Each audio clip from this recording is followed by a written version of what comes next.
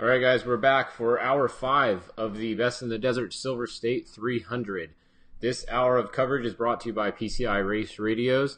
At PCIRaceRadios.com, you can find everything for communication, navigation, all kinds of stuff. Helmets, intercoms, Parker Puppers, all that good stuff. Go support the guys that support all of us. Go to PCIRaceRadios.com and get your stuff. All right. First of all, I want to say a big thanks to Jason from High Rev. He went live on FishGistics for you guys from Race Mile 139, and that was definitely really cool. He had the camera was on a tripod. He was totally safe. He was away from the camera, but he had it on the outside of a corner, which shows you exactly why you never want to stand on the outside of a corner. But you can have a little tripod with a phone on it if you don't care about your phone. But anyways, he got us some really cool shots. So big thanks to Jason. He takes some of the best photos in off-road racing also. So go check out High Rev Photo. Big thanks to Jason going live. Anyways, leaders are at mile 246. It is Justin Matney in the 4, followed by Justin Beansmith in the 58. The 4 has checked out on him. I don't know if Bean's just kind of backing it down, just being content with the second place finish, or what. He is driving for Tracy Graff, so I know he wants to get him points. They're doing the whole series, so he might have backed down a little bit, or the number 4 picked it up. One way or the other, there is a little bit of a gap. It's not quite as big as you see right here, as the 58 hasn't updated yet in 3 minutes, so he'll probably be somewhere up around here. But at this point, it's Justin Matney's race to lose. Physically. Now the 1527, they are actually, look at that. They just went to 0 miles an hour at 5:03. That's 1 minute ago. All right, so there we go, live right now. The 1527 CJ Hutchins was actually in second place on corrected time, and he was only about a minute out of the overall on corrected time, but it looks like he has an issue. He is sitting at 0 miles an hour. So that is a big bummer for CJ Hutchins. I don't know if he just has a flat tire and they're going to get it going again. We'll watch that as we do this update. But the second place Class 1 car is Pat Dean. You can see here he's about 13 miles away from him. So he is moving 55 miles an hour. So will he pass him or not? That's the question right now. So it does look like it's safe for all the truck guys, the country clubbers. A buggy dork is not going to win the overall at this race. It doesn't look like, unless something crazy happens. But there you go. That's a big update. CJ Hutchins, 0 miles an hour, 5:03. That is 2 minutes ago. So we'll wait and see when that updates again, if he got going with the flat tire or if he has a bigger problem. You can see Pat Dean is gaining on him right here. He's just got to come around the corner and then he'll be over there. Third place, which is Harley Letner in the 70, Kevin Thompson truck, the Herbst truck. There you go. Did he just get going again? No, he's not going again. So third place is Harley Letner in the 70. Behind him is going to be Tony Smiley in the 2, and then the 88 and the 27 are bouncing back and forth. There's actually another car under the 27. I'm not sure who that is. We'll have to wait and see when it updates who that one is.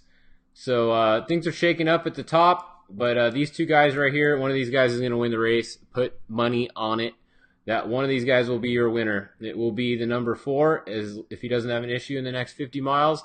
If he does, Bean's going to get him. So it's going to come down to those guys. So that's that class. Let's look for the first 6100. Here's the first 6100 back at mile 199. It is Corey Terry. That is the first one physically. Behind him is the Mills, Taylor and Nick. And with him behind them is Ryan Millen, who was your top qualifier. So he already got passed, maybe not by him because his updated at 5:05, his updated at 5:06. So he might still be in front of here once he updates again. But he definitely got passed by the 6189. So that is the leader. He's going to have to repass the 6189 if he wants to have a chance at winning.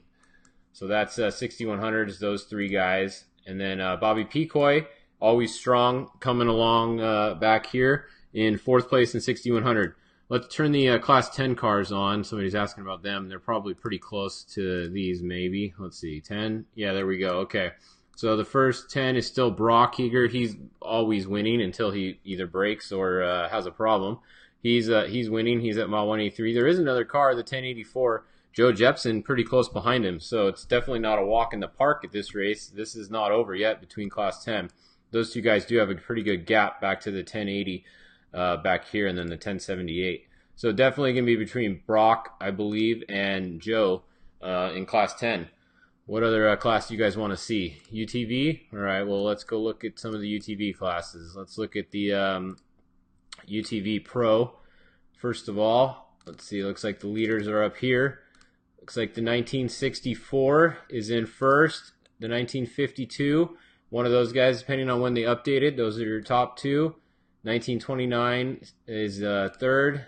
And then back there is fourth. So they still got a ways to go. They're only at mile 138 out of 300. They got more than half the race to go. That's the pros. Let's look at the turbo class. This is the biggest UTV class. They're going to be, look at the difference, man. They're already, well, not too much more, but they're at 163. You got the 944 is leading there. So 944 is the first UTV, what was that, turbo. 969 is second. 948 is third. It's a Monster Energy car.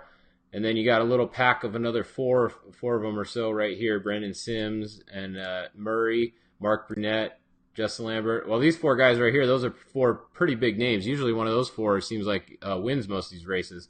So, oh, there you go. Look at that. They just jumped up. So that's why on this trackers, you really got to watch when they update. Because a second ago, the 913 was way back there, but now Brandon Sims just jumped all the way up to second place.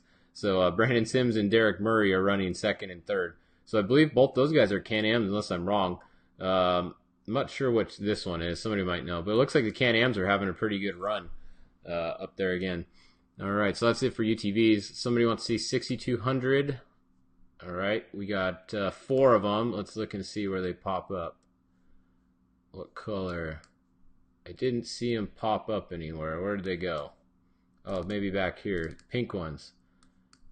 Looks like that's probably not the first place one.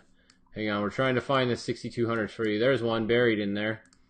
There's let's see if we can get it. 6223, Sean Kroll. That looks like, it's hard to see with all these other numbers here. Let's clear a little, let's clear some room here.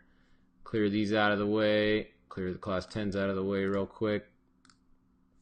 All right, we can see a little better now. Now they're the this color. So yeah, you had the let's see, second place is right there, 6228. So about 4 miles behind first place. I'm assuming this is first place right here under Ken. The 6223, the Kroll and Weston, Tim Weston, Sean Kroll. Those guys have been around for a while. So that's first place. Second place is right here. So Jason, there you go. There's your 6200 update. Oh yeah, someone said Sims is a Polaris. I think you're right. That Sims is a Polaris. So we have we got a battle up front with Polaris and Can-Am. I'm 99% sure Murray's are Can-Am. So that's a good battle going on up there. Any other classes you guys want to see? Let's go look at Trophy Light real quick. We haven't shown Trophy Light too much. Let me close the 6100s out of the way here. Trophy Light. Let's find the first Trophy Light. There it is right there.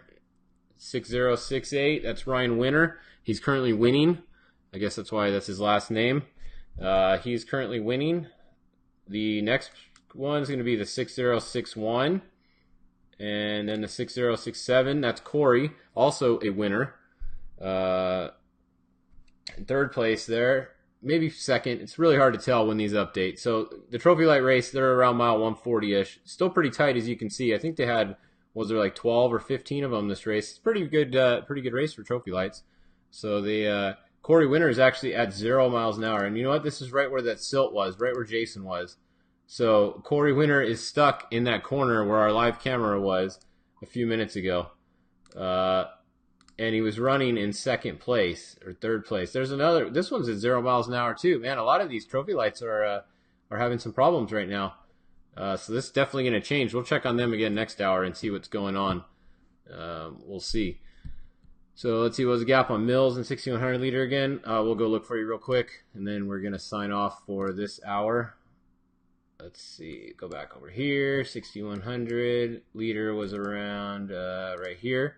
So Corey Terry was your leader, 6100.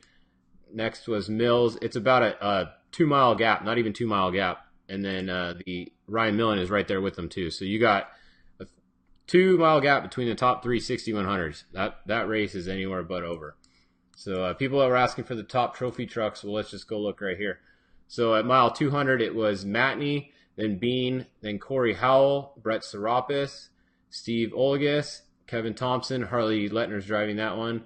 Then you had the Eric Husted, Tony Smiley, Jerry Zayden with Jerry Welchel driving, Sean Kroll, Frank Napoli, and Jason Voss still going again. That was your top 12 at mile 200. You can see there's only 2 through 250 so far. So we'll be checking on those again the next hour. I think they're gonna finish the leaders. Yeah, the leaders are definitely gonna finish before we go live again. George Anthill was supposed to be over at the finish line on his live stream thing, but I haven't seen him go live yet. So if you do want to see live footage, look up George Anthill on Facebook. I think he's going to have a camera if he has service. I don't know if he has satellite internet or not, but he hasn't done anything yet today. But there might be a camera live at the finish. If there is, we'll try and share it on the page for you guys too, so you can see it. That's it for now. We'll be back at 6 o'clock with our next update.